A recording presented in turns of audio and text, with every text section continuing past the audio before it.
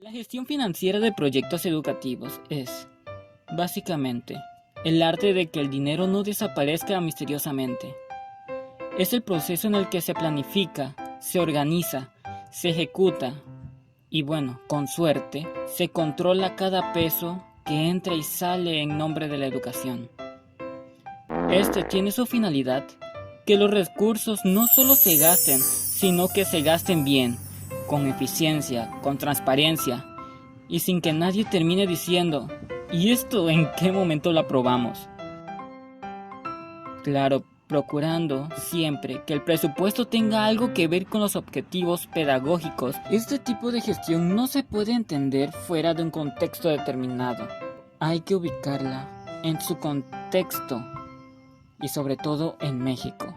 Bien, el panorama educativo tiene lo suyo obviamente, pero muchas escuelas enfrentan carencias tan básicas que uno se pregunta si están en el siglo XXI o en plena guerra cristera. Hay falta de aulas funcionales, laboratorio que existen solo en los planos, bibliotecas convertidas en bodegas y servicios básicos como agua, luz y drenaje que parecen opcionales. Y a todo esto se suma una administración educativa centralizada al extremo. Muchas decisiones clave sobre presupuesto, contratación de personal, adquisición de materiales u aprobación de proyectos se toman desde una oficina, ya sea estatal o federal, muy lejos del aula, donde ocurren los problemas reales. Vamos, Lenin, sabes que mi padre ya me dio la palanca, solo tienes que darme el empleo. Además, no te conviene que se descubran tus trapitos sucios con el presupuesto, Lenin. Vaya, has demostrado ser una persona altamente capacitada para nuestro puesto. Estás contratado. Otra vez haciendo fraude, Lenin. Déjame en paz, Javier May. Aunque lo que sucede tras bastidores es mucho más complejo que solo ver a tu maestro de secundaria estresado. Cuando se habla de cómo se gestiona el financiamiento del modelo educativo en México, lo primero que habría que aclarar es que el dinero sí existe, pero no siempre está donde se necesita. Enhorabuena, profe. Ya conseguí las laptops que me pidió. Lenin, mi salón tiene goteras. Ni siquiera hay internet para poder usar esas laptops. Cuando se necesita. Pero usted me había pedido unas laptops, profesor. Eso fue hace 5 años cuando todavía teníamos internet. Y en la cantidad que se necesita.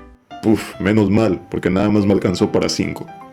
A grandes rasgos, el financiamiento proviene de 3 niveles: federal, estatal y, aunque no aparezca oficialmente, familiar. Cada uno con sus propias reglas, tiempos y laberintos burocráticos. Primero tenemos el gasto federal, el gran señor del presupuesto. El financiamiento federal es el corazón económico del sistema educativo. A través del presupuesto de egresos de la Federación, la SEP distribuye recursos a los estados, en su mayoría para pagar salarios de docentes y personal de apoyo. Una buena parte de este dinero llega vía el Fondo de Aportaciones para la Nómina Educativa y Gasto Operativo, FONE. Este es el mecanismo del gobierno federal para asegurarse de que los docentes y el personal de apoyo del sistema educativo público reciban sus sueldos, cuando se acuerdan. Este fondo fue creado con la brillante intención de centralizar y hacer más eficiente la distribución de los recursos, para que los pagos sean más transparentes y, por supuesto, más controlados. Profesor, solamente eso le llegó del presupuesto federal. ¿Estás seguro? Yo oí mucho dinero en ese cofre. Completamente seguro. Vuelva pronto, profe. Lenin, ¿qué dijimos de agarrarte el dinero de los profes?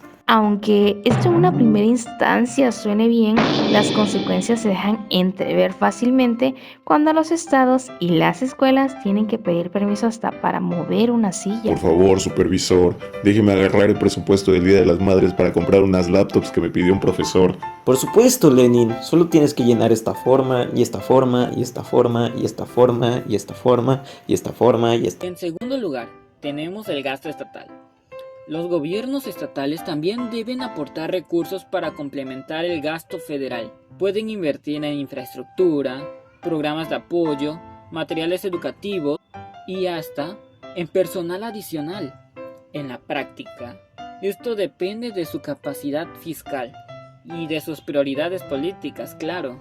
Los gobiernos estatales obtienen sus recursos principalmente de dos fuentes: los ingresos propios, como impuestos locales, y las transferencias federales, que en algunos casos son condicionadas o etiquetadas. Algunos de estos estados con más ingresos propios pueden maniobrar un poco más, y otros sobreviven esperando transferencias, aplicando tijeras al presupuesto o bien reetiquetando proyectos. Aunque en teoría los gobiernos estatales pueden administrar estos recursos con cierta autonomía, la dependencia de las transferencias federales y las restricciones fiscales limitan mucho su capacidad de maniobrar. Y pues los estados no pueden tomarse la libertad de gastar a su antojo. Tienen que cumplir los estatus del gobierno federal, que decide cómo, cuándo y para qué se debe gastar el dinero. Claudia, ya van 5 niños muertos por mala infraestructura dentro de mis escuelas en Tabasco. Por favor, ayúdame. No, el presupuesto es para nuestras cooperativas de bienestar. Claudia, no seas así. Porque gran parte de lo que reciben de la federación ya está asignado a rubros específicos, no dando oportunidad para que los gobiernos locales puedan utilizarlo para algo urgente. Y en tercer lugar tenemos el gasto familiar, los actores fantasmas. A pesar de que la Constitución dice que la educación básica es gratuita, los hogares mexicanos son el tercer pilar del financiamiento educativo. Tal vez no oficiales, pero esenciales. Uniformes, útiles, cuotas voluntarias, transporte escolar, refrigerios, acceso a internet, clases extracurriculares. La lista es larga. El problema real sucede cuando nos presentamos ante el más grande villano en la historia de México: la desigualdad. Mientras que las familias de mayores ingresos pueden pagar sin problemas todas estas pequeñas cargas económicas y aún así disfrutar de las mejores escuelas, recursos y actividades, las familias más pobres se ven atrapadas en una espiral de pobreza educativa. Existen casos de rezago escolar donde los principales factores están directamente relacionados con el alto costo de la educación para diversas familias. En estos escenarios, no es sorprendente que las comunidades educativas de menor poder adquisitivo se vean obligadas a buscar formas de autogestión, como rifas, colectas, kermeses, eventos, programas y una larga lista de soluciones improvisadas. Bueno, mamitas del cuarto B, como vieron en mi estado de WhatsApp, hoy es el día en que vamos a rifar a la vaca. Y el número ganador es... el 340, la mamá de Iker. Oiga, pero usted es la mamá de Iker. Mamitas, relájense, esto es para los útiles de los niños. Una vez entendidas las fuentes de financiamiento del sistema educativo, es decir, quién pone el dinero, es momento de abordar lo que realmente define el destino de un proyecto: cómo se gestiona ese dinero.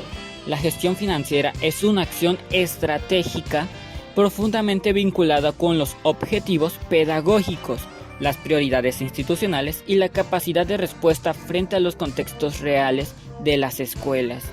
Como bien señala Geiger 2022, la correcta asignación de recursos solo tiene sentido cuando responde a una planificación educativa rigurosa, con criterios claros de pertinencia, eficiencia y transparencia. Entonces, pasemos del quién paga qué al cómo se hace que esto funcione. Estimación de costos y elaboración de presupuestos. Pensar antes de gastar. Toda gestión comienza con una pregunta incómoda: ¿cuánto va a costar realmente lo que queremos hacer? Y ojo, no se trata solo de sumar lo evidente, como cuántas computadoras se van a comprar o cuántos metros de barda se van a construir. Se trata de pensar integralmente en todo lo necesario para que ese recurso se traduzca en un impacto educativo real. Aquí entra el concepto de costo total de propiedad. ¿Cuánto cuesta adquirir, instalar, operar, mantener y en su momento renovar ese bien o servicio? Junto a ello debe considerarse el costo oculto de no hacerlo bien desde el principio: tiempo perdido, oportunidades educativas fallidas, un desgaste institucional. Una primaria en Tabasco recibió una donación de tablets.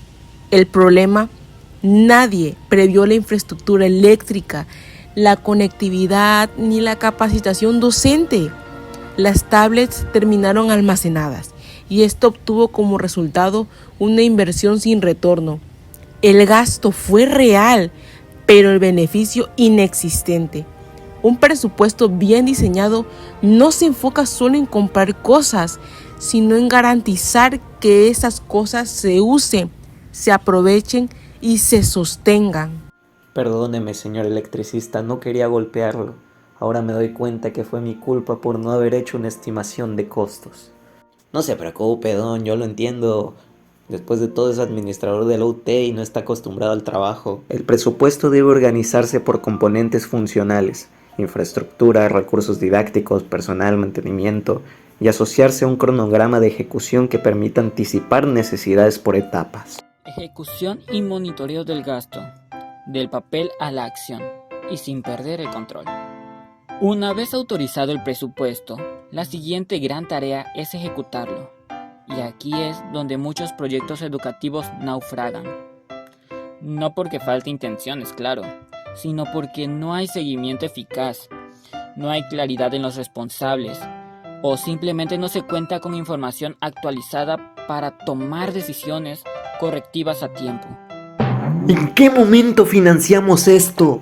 La ejecución financiera debe ir de la mano con la ejecución técnica. Para lograrlo, se requieren mecanismos básicos, pero fundamentales. Como puntos importantes tenemos lo que es el seguimiento físico-financiero, que trata de cruzar el avance del gasto con el avance del proyecto en campo.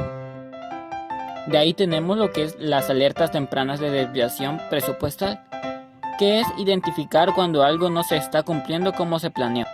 ¿Quién se llevó lo de las sillas?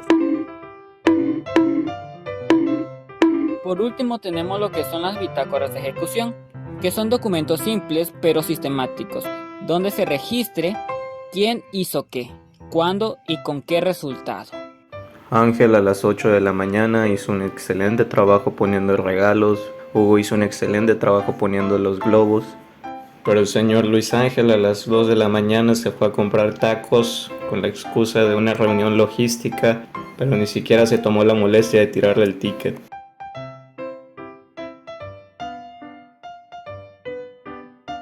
En una telesecundaria de Chiapas se aprobó un recurso para rehabilitar baños. Se contrató mano de obra, se compraron insumos y el recurso se ejerció por completo, pero nadie supervisó. El resultado: instalaciones con fugas, sin puertas adecuadas y lavamanos que no funcionaban. El reporte decía gasto ejercido al 100%. El problema original seguía exactamente igual. En términos contables, éxito. En términos educativos, fracaso.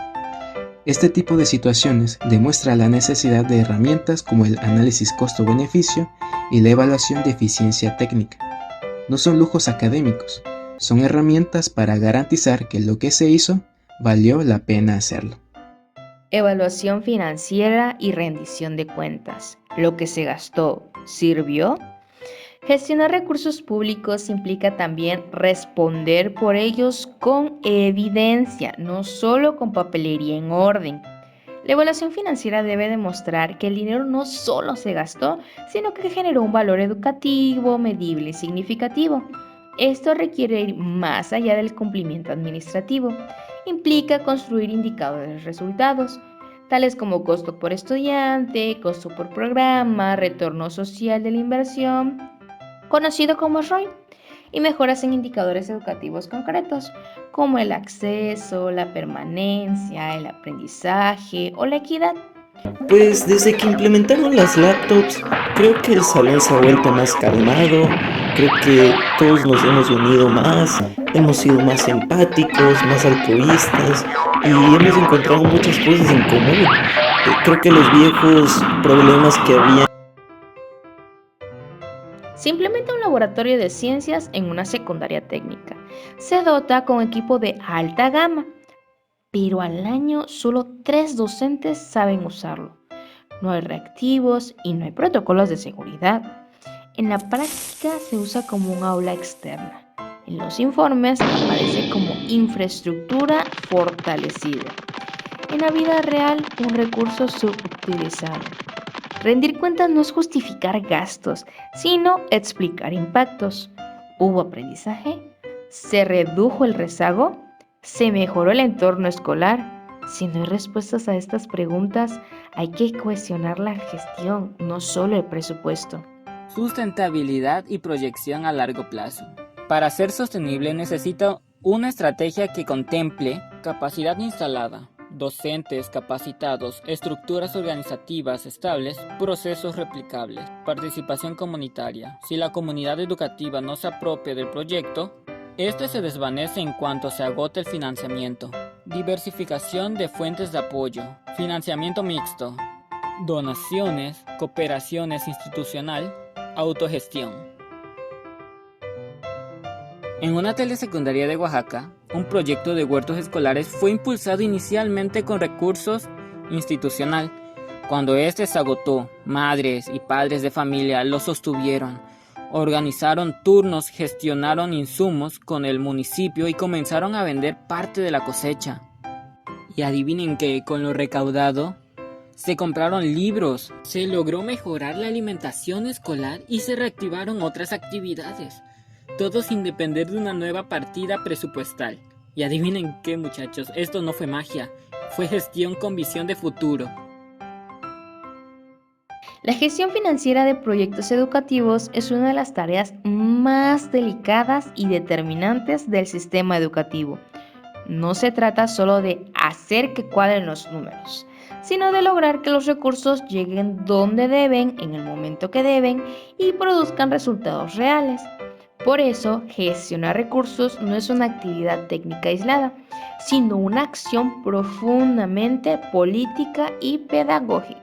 En contextos como el mexicano, donde los recursos son escasos, los desafíos son enormes y la desigualdad es estructural, gestionar bien no es una opción, es un acto de responsabilidad colectiva.